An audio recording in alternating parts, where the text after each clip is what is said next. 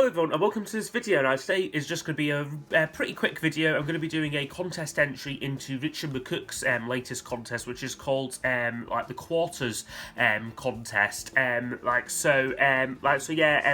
a couple of questions and then there's a slightly cryptic one at the end to get a guess why this contest is called what it is. But I'll just go through the four the three slightly easier questions first. So the first question was to show your four favourite eponymous albums, kind of self-titled albums.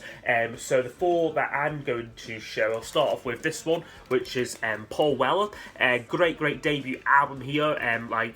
The first solo album from a jam and style council frontman. Always been one of my favourite Weller albums. This, it's just really it's quite soulful, quite a jazzy album in places, and I think the songs are just great throughout. It's just got a really nice laid back kind of summery feel, this album, for me. So yeah, that's Paul Weller. Okay, next one I'm going to show is against another self-titled debut by the Lilac Time here.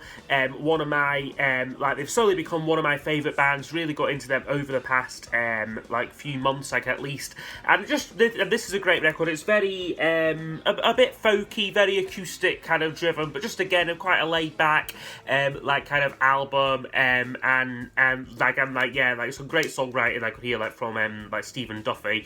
And yeah, possibly their best album, I'd say, or certainly it's a close run thing, to be honest, between their first three albums. But this one is a great way to kick off their career, and what I would say go to first, if you're wanting to get into them.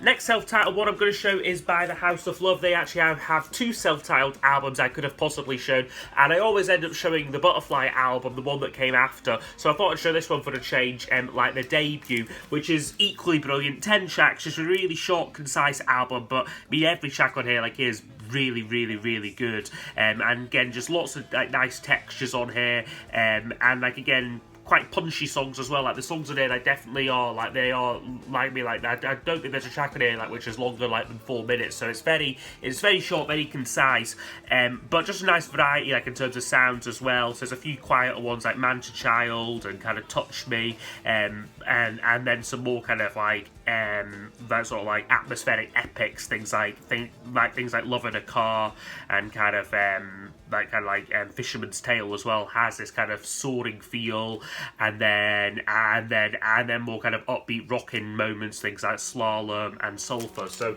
a lot of great variety on here. So yeah, the wonderful House of Love, another self-titled album. And then probably my favourite of those four, and probably my favourite self-titled album, would go to the Stone Roses. Again, another self-titled debut. I didn't mean to make these all debut albums, but that tends to be the way that a lot of bands do it. But no, this is a great record. It's one which I'm not the biggest Stone Roses fan in general. I wouldn't say that they are one of my favourite bands, because they really have a very small output. It really is just this album. But I mean, my God, they really hit it out the park, where they get mattered. With this album, it's near flawless, to be honest. And again, it's always one which I really appreciate. The musicianship on it, I think, is really strong and really underrated. And the songs are just so fun and very they just make you feel good, I think. So yeah, Stone Roses for me would be my favourite self-titled eponymous album. Okay, his next question was to choose the album in your collection which has the most characters in the title, so most letters or kind of symbols in the title. Again, I'm not sure if this is the one. Again, I was really trying to rack my brain. I had a few ones which I was thinking of, but then I thought, for this one, I don't think I could possibly top this. So it's China Crisis, and it's the album Difficult Shapes and Passive Rhythms. Some people think it's fun to entertain, which has a mighty 63 characters in the title. So I doubt that I've got an album which has more letters than this in the titles. Definitely one of the longer ones there. And then by contrast, the next question was to choose your album in your collection which has the least amount of characters. So ideally, you'd be going for an album which has one character. And I actually do have one with one character. It's by Godley and Creme, and it's the album L, simply titled L there, so yeah, had to be this one. It's not a brilliant record, this. I mean, it's okay, but it's a kind of, yeah, it's a kind of very experimental, kind of slightly wacky kind of. I think this was their first or second album after they left 10cc, so it's quite early on. I think 1978 or 79 it came out, but yeah, simply titled L, so that definitely fits the bill for least amount of characters, like in the title. Okay, and then on to his kind of final question, which was the kind of what is the kind of quarters or like 25% theme all about? And to be honest with you, I've really drawn a blank with this.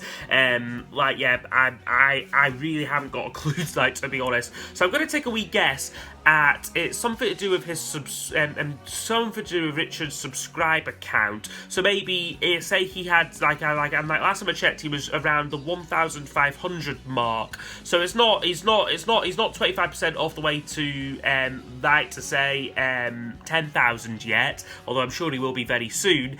But he is about 25% off the way to 6,000. So that's my guess. He's 25% off the way to 6,000 subscribers. But I know that's a really awful guess, but I really just drew an absolute blank with that final question. So yeah, anyway, I hope you have enjoyed this very short video. Again, go check out Richard's channel if you haven't done so already. We've made a few videos together as well, which are kind of spread between mine and his channel. So yeah, great guy, and urge you all to subscribe and support his channel. So thanks for watching, and I'll see you all next time for the next video. Goodbye.